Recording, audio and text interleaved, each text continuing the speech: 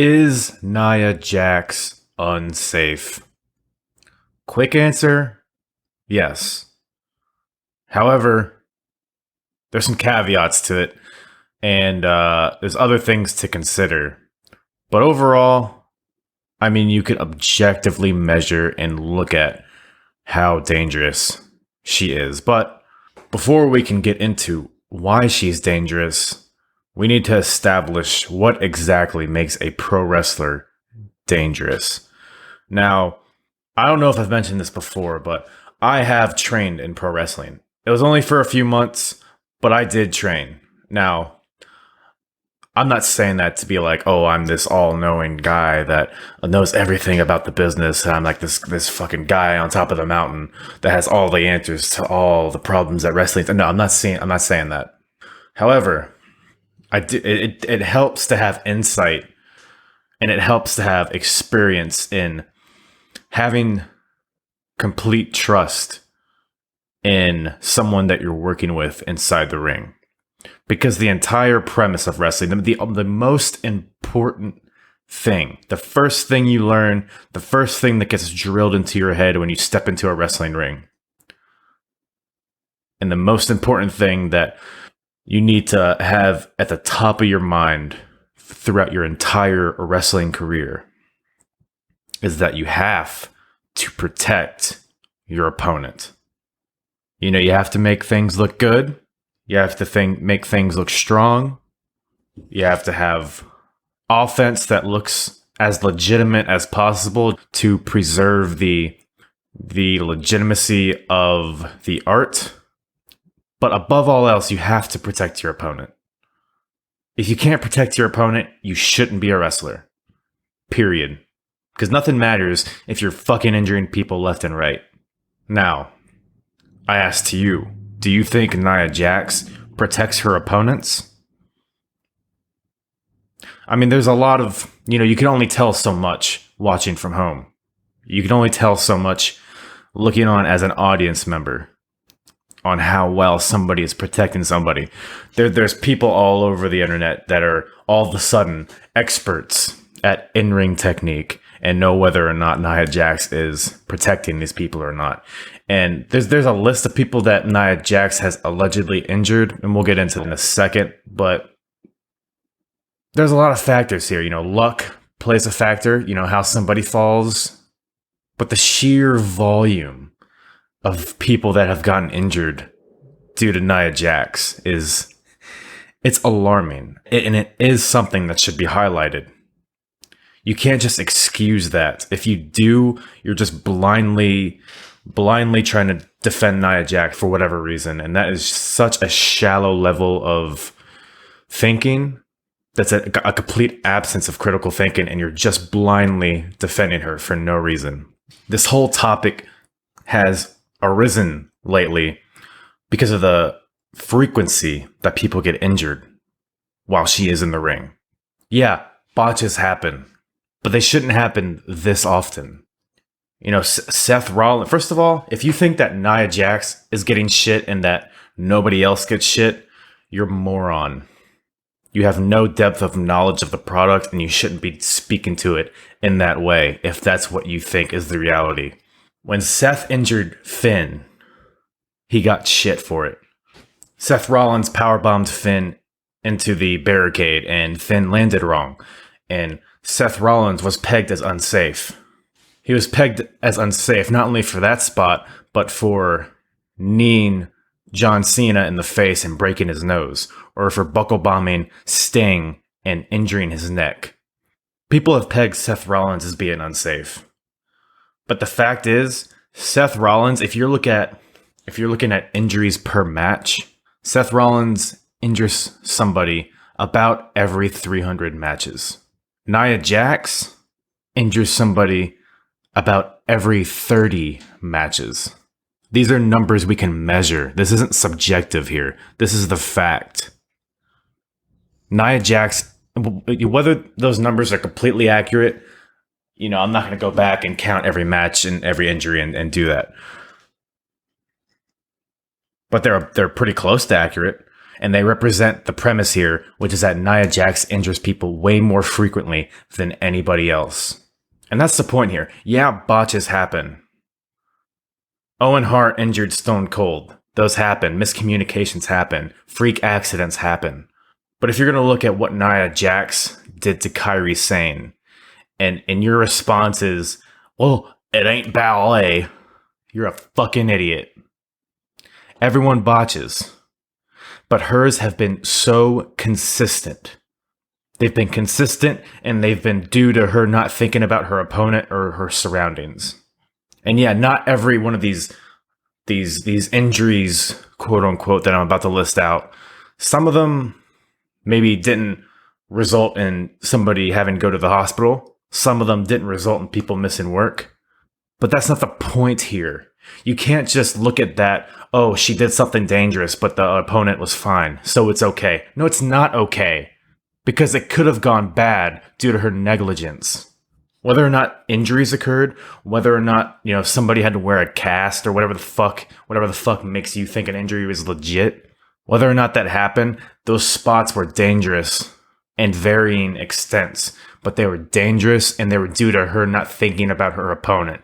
And when a wrestler doesn't think about her opponent and doesn't think actively about protecting them, they shouldn't be in the fucking business. Now, I'm going to list out. So I looked online just to make sure I had all of them here. And I rewatched all of them to see what exactly happened. Because I want to be fair here. Because Nia Jax has this big resume now, right? Which, let me count. 1, 2, 3, 4, 5, 6. I'm counting 7 people right here, and they're all pretty much within a year that she injured. But some of them aren't as legit as people like to make them think. Some people just want to hate Nia. You know what I mean? And they want to latch on to anything they can to add credibility to their argument that Nia is unsafe and that Nia is a terrible person. Nia is I don't know her personally, but she seems pretty insufferable. But I can only say so much because I don't know her personally. But just from her activity on social media, like that thing when she fucking, like, Killer Cross basically retweeted somebody saying that Liv Morgan was a ripoff of Scarlett Bordeaux. Killer Cross retweeted that and commented something to the effect of, oh yeah, that is pretty similar. That's not word, I'm paraphrasing, but that's basically what he said. And then Nia Jax responds to him saying, hey, sit the fuck down, dude. Or whatever she said. It was something like that. And that is the kind of attitude that has led to a lot of Nia's hate. And to me, that's perfectly legitimate. She's very green in the business, but she acts like she has authority, and she does not. She does not. She needs to be humbled, basically, is my point here. But I'm getting off track here. Here's a list of people that Nia has allegedly injured. Number 1, Selena Vega. So in the Battle Royal at Evolution, the Evolution pay-per-view, there was a spot where Nia had Zelina in Gorilla Press and threw Zelina over the ropes onto Tamina. And Zelina basically fell in a way. She basically hit Tamina and then fell headfirst on the ground. Now, whether or not she got a concussion, I don't know. But if anyone here thinks that they know, you don't. You don't. You don't know. Stop acting like you know if she got a concussion or not. Yeah, that coincides with the time that she got married to Aleister Black. But just because she was off TV to get married doesn't mean she also didn't have a concussion. But we just don't know, so we can only say so much about that. But I looked at that spot again, because I haven't seen it since it happened. And that spot really just falls on Tamina, in my opinion. Tamina didn't really work as hard to catch her as she should have. And I don't think Nia Jax did anything particularly wrong or reckless here. So Zelina Vega is one that I would cross off that list. That's not Nia's fault, in my opinion, as far as I see it. Charlotte Flair. There were 2 instances in one match where Nia was here reckless. There was a spot where Charlotte went for a moonsault to the outside onto a standing Nia Jax. Nia Jax in no way even kind of tried to catch her. She saw her throughout the whole moonsault, kept her hands by her side, and Didn't even try to protect Charlotte at all. Complete bullshit on Nia Jax's part. This caused Charlotte to land basically right on their fucking face on the floor. She was lucky. She didn't get a serious injury from that, and she was able to finish the match. But wait, however, later in the match, Nia Jax went for a shoulder breaker. So she had her up in a power slam type position on her shoulders and was going to hit her with a shoulder breaker. So basically drop into her knee to make Charlotte's shoulder hit her knee. But Nia Jax somehow found a way to fuck this up and basically spiked Charlotte's head right into her knee. Somehow Charlotte made it out of this match okay, but that's not an excuse. Nia Jax not catching Charlotte or driving Charlotte's head right into her knee when she wasn't expecting it, that doesn't make her look strong. That's not her character. That doesn't support her character building. That is just pure ignorance. It's pure negligence. It's lazy. It's clumsy, whatever you want to call it, whatever adjective you want to throw at it. It was botches on her part. And this is not miscommunication botches. This is her being reckless, period. Just her being reckless. Ember Moon. Now, I don't know what exactly happened here, but there is basically Nia Jax and Ember Moon had a match. And then I guess it was later that night or the next day, Ember Moon's husband, who is also a wrestler, by the way, basically tweeted that, I think his tweet said, "Hope this unsafe moron doesn't hurt my wife again." Now, like I said, I don't know what the spot was, but if a wrestler is saying that, there has to be at least a little bit legitimacy in that. But I can only say so much because, like I said, don't know exactly what happened there, but I can believe it. I could believe something stupid happened. R-Truth. So the Royal Rumble in 2019, R-Truth came out at number 30. And then Nia Jax attacked him from behind to take his spot, basically. She basically took out R-Truth and took his spot. Now, I watched this back, and it didn't seem that bad. I guess R-Truth ran into a barricade in front of him. Maybe there was miscommunication as far as timing goes, but for this, I don't really see a big deal. I think a lot of this was propagated by the fact that there were reports of R-Truth being hot about this spot. I guess maybe like fucked up his ankle a little bit, but he had a couple matches on SmackDown a few days later, and there was I think it was on Nia's Instagram or something, there was a picture of them hugging after it. So I don't see a lot of legitimacy to that claim that R-Truth was injured due to Nia Jax being reckless, in my opinion. Next, Bayley. So there were two different spots here that basically fucked up Bayley's shoulder. There was one where, this is the one that I knew of, where Nia Jax basically just took her by the back of the head and slammed her on the mat. Now, to me, this I chalk this one up to a freak accident. Nia's got to be pretty strong to make something like that look effective. But you got to balance, looking strong and protecting your opponent. And I think Nia here was just focusing on looking strong and not at all thinking about Bayley and how she was going to land. And then there was another spot on Bayley where Nia basically had her up in like a glam slam position, like a double chicken wing, where she was basically holding her in the air with her arms behind her back. And she threw her down. Now, it looked to me like Bayley was expecting just to fall, or she wasn't expecting to be thrown down at that point. But basically, she landed very awkwardly and injured her shoulder. She missed a month of action and was unable to participate in the pay-per-view that she was going to be in a match in, losing a big payday due to these reckless spots. And now, the one that we all know is Becky Lynch. This was building up to Survivor Series. We had the Raw and SmackDown ladies in the ring at the same time, and there was a big melee.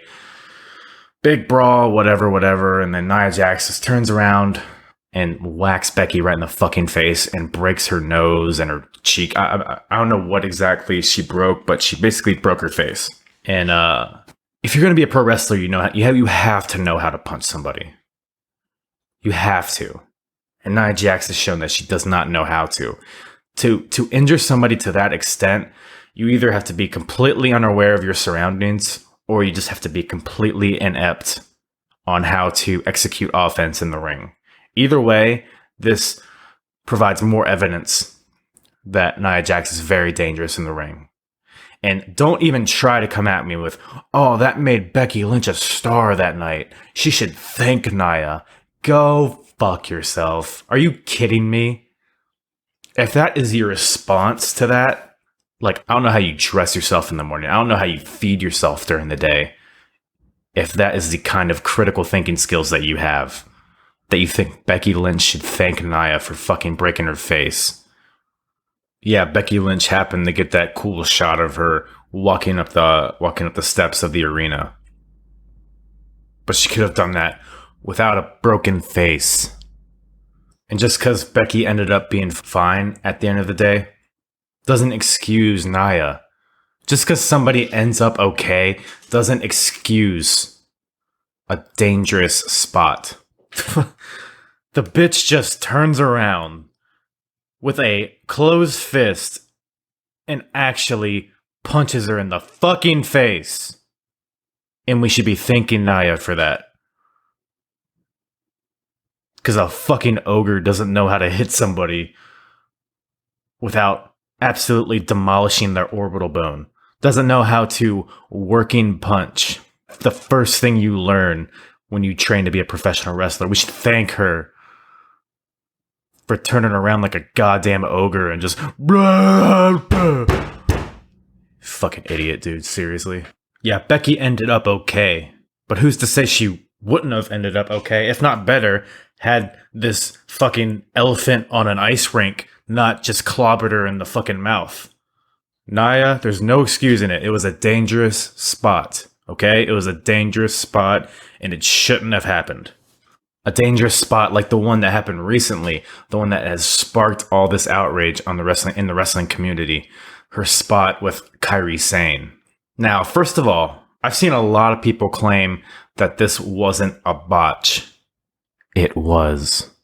So we all have seen it, but if you haven't seen it, basically, Nia had Kairi Sane up in the air, like a double hand choke slam position, right? And she was going to throw her in the corner. Well, she was either A, most likely was going to throw her in the corner, or B, was going to throw her on the ground. But what happened was C, which she threw her head first into the bottom turnbuckle. It was a botch. It was not how it was designed to happen. Now, you're asking me, hardest part of the ring, how do you know what was designed to happen there?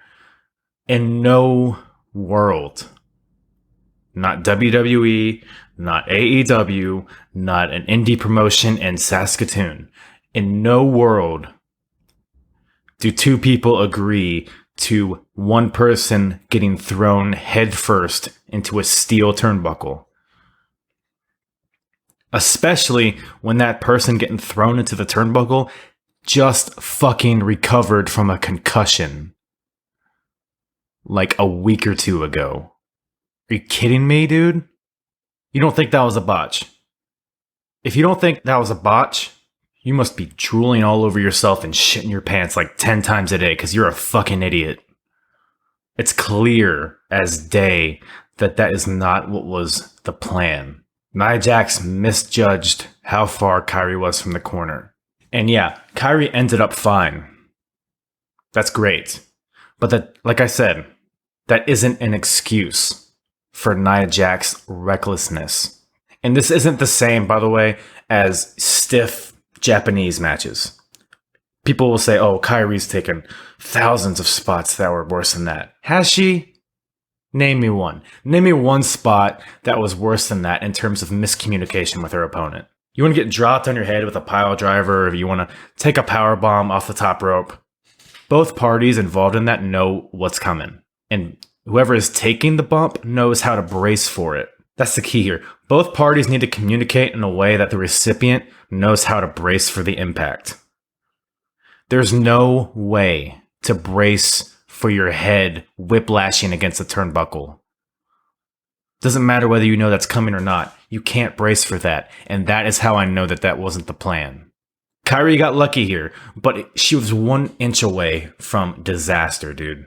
Nia had no idea where Kairi was going to land. She had no idea. She didn't care where Kairi landed. She was just trying to get her shit in and trying to rush things and just trying to, whatever, get herself over, whatever she was trying to do. She wasn't thinking about her opponent there, and that is the mark of a dangerous wrestler. Oh, well, Kairi was 1 inch away, but she was away from it, so that means she was fine. Kairi was fine, so it's okay. Nia was just trying to look strong. Was she? Was D'Lo Brown trying to look strong when Droz landed on his head? Droz might have been 1 inch away from being perfectly fine, but guess what? He fucking wasn't. You ever heard of Chuck Austin? If you haven't, YouTube, Marty Jannetty, Chuck Austin. It was a pretty routine rocker dropper that paralyzed a wrestler. It just takes one misstep to completely derail somebody's life. So yeah, if you get hot about Nia Jax being consistently dangerous, that is legitimate. It's justified. Oh, not Nia Jax is just being a heel, man. She's the biggest heel in the business. Cool. By potentially paralyzing people every other match she's in.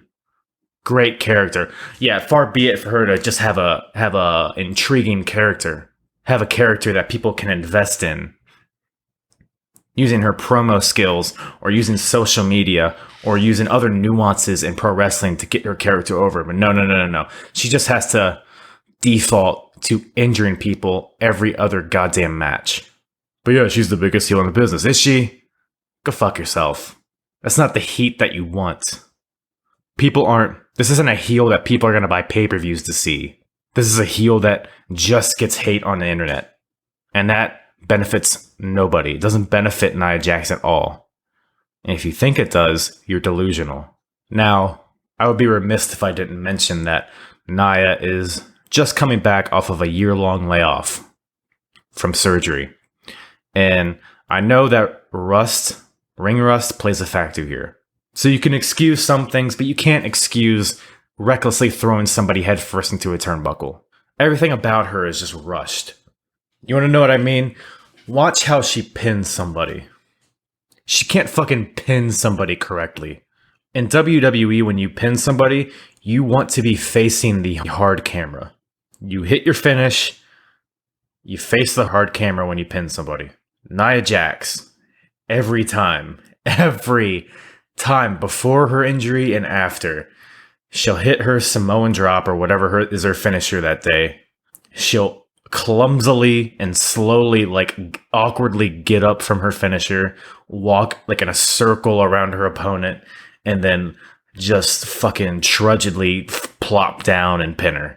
It looks so awkward and so weird every time, and she just can't figure out a way to do it in a smooth manner, or do it at least half competently. It's irrational how annoyed I get at that, but it's something I notice every time.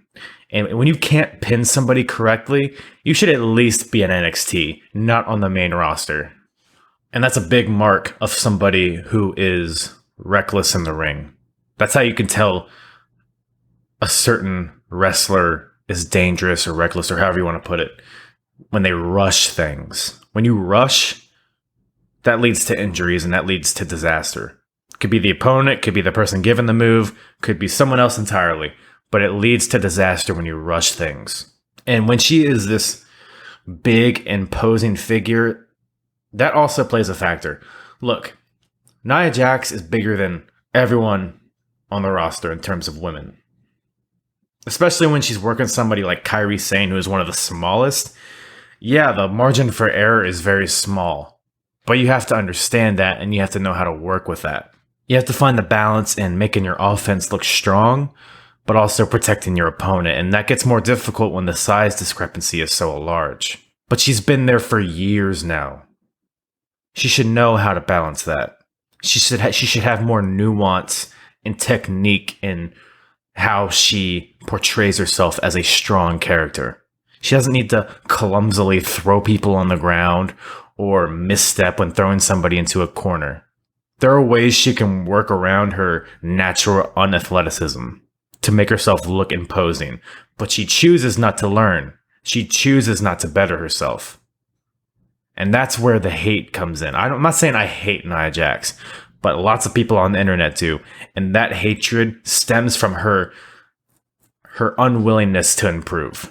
She hasn't improved at all since she started. At all. Not her in-ring work, not her out-of-the-ring work, not how she speaks about the product, not how she speaks in character. None of it. None of it's improved, and that's a product of laziness. That's where the hatred stems from. She's lazy, she doesn't care, and the fact that she doesn't care makes her injure people on a regular basis. She's bigger than a lot of the other women on the roster that she's wrestling, but so is Viscera, so is Batista, so is Undertaker. They didn't injure people nearly as often as Nia Jax does. So no, that's not an excuse either, that she's bigger than everybody. She should know how to work around that. She should know. She should be an expert by now, but she's green at best at this point. Now, the reason that this Kairi Sane spot has sparked so much outrage, a lot of it comes from Nia's comments on Ronda. I think it was on Backstage where she appeared and basically claimed that Ronda was unsafe in the ring. Which, first of all, like, look, is it likely that this is a work? Absolutely. Absolutely. I wouldn't be surprised at all if this all was leading to a feud with Ronda and Nia. I could completely see that. I could completely see this being a work. But if you're going to set up a storyline between the two, there were so many other avenues you could have taken. Nia could have said, oh, the fans didn't buy into her. Or Nia could have said, she's weak. You know, she lost in MMA and she completely went off the deep end and broke down. She's a weak person and she couldn't take the boos in WWE. She just has a weak spirit or something like that. You know, that's just me talking off the top of the dome. But she had all this time to think about what she was going to say in terms of Ronda Rousey, and she was unsafe. I mean, the only way I can justify that is if Nia was kind of like playing into the rumors of her injuring people, or playing into how many people Nia has injured. Because you know Nia knows all about how the internet perceives her and how she injures people all the time. So maybe Nia was playing into that. And if she was, then good for her. Making a good out of a bad situation. You know, the past is a past. But to call Ronda unsafe and then go and actually be unsafe, it's one thing if you're, you know, just embracing the past mistakes you made and trying to better yourself going forward. But to call Ronda unsafe and then go out there like a week later, maybe less, and then be completely unsafe yourself.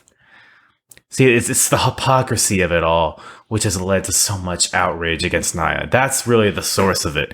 It's the hypocrisy of Nia's comments towards Ronda, coupled with her resume of injuring people, coupled with her just inability to improve in the ring. But like I said, it could all be a work.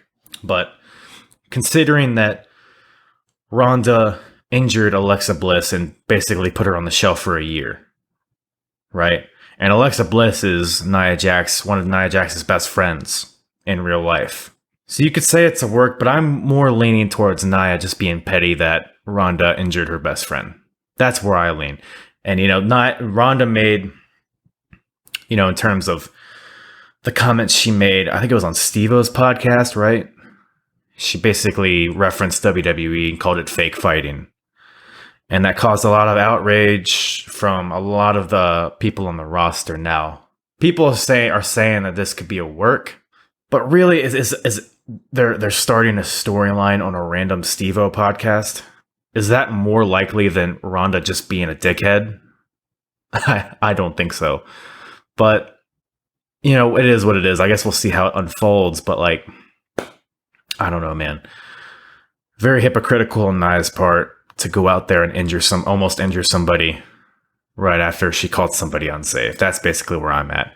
So, to sum up, is Nia Jax unsafe? I don't think her resume is as vast as people like to make it out to be as far as how many people she's injured. I think people overblow it a lot. I think people think they know more than they actually do. But all you gotta do is watch that Kairi Sane match and how reckless she was. That's all you gotta watch. Or if you want to go watch the Charlotte match or the Bayley match, go and do that too. This isn't miscommunication. This isn't poor technique. This is her not caring about her opponent. And that is the absolute purest mark of a dangerous wrestler.